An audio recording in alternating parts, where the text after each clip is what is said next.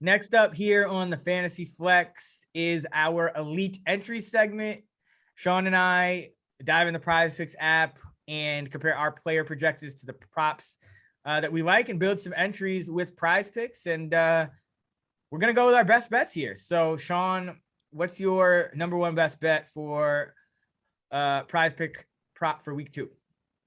So my number one best bet this week is Tyler Higbee to go over 40.5 receiving yards.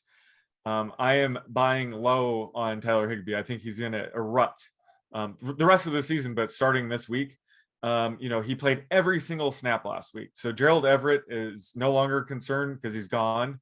He has no competition. He saw a 24% target share, and Matthew Stafford is going to take this offense to the stratosphere. So Tyler Higbee is going to benefit from that.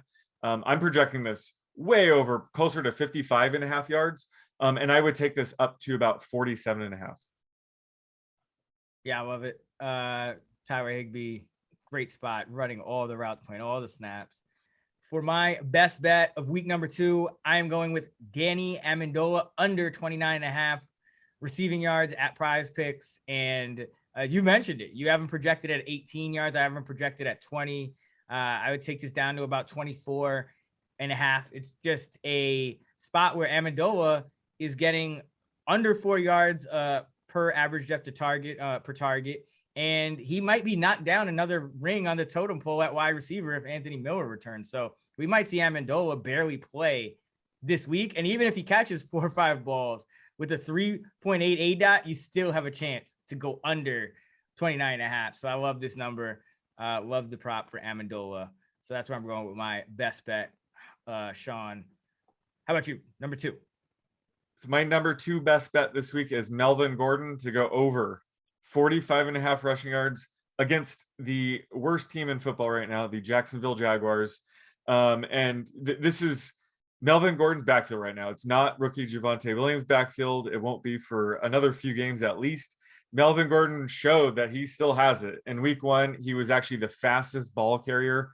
On his 7-yard touchdown, he reached 21.5 miles per hour. That was the fastest ball carrier of the week. So I think they're going to lean on him heavily here. They should beat the Jaguars pretty easily.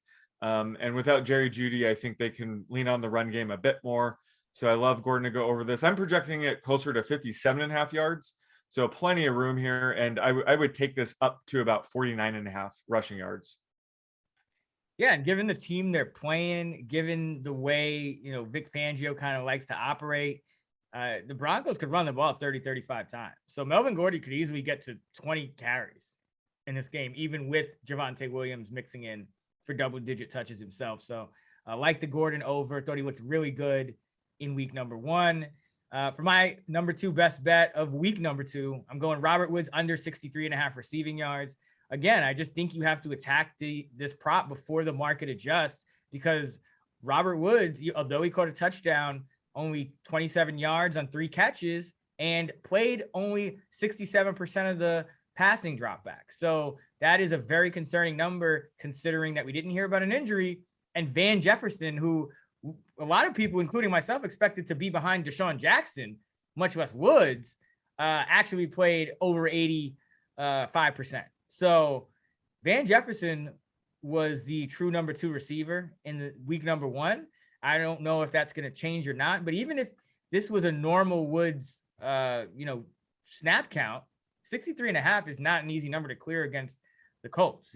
They held DK Metcalf under that, for example, last week. Tyler Lockett had the big plays, but it's not a given that, Robert Woods would get this number, even playing 90% of the snaps. So the fact that he played only 67% last week in terms of the pass game, I love this under 63.5.